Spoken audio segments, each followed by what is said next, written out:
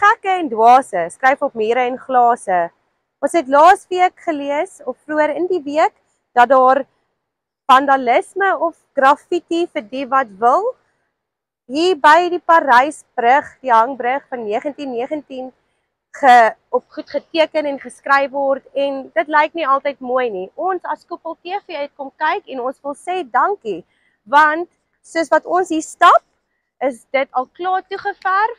Die mense wat uit hulle eie sakke uit alles vir ons kom onderhou en in stand hou. Ons wil net sê ons is baie dankbaar daarvoor. En dan wil ek net vir die sê, wat so op hierdie goed kom teken, soos hier op die asblik of daar op die bord, waar dit nou nie toegeverf kan word nie.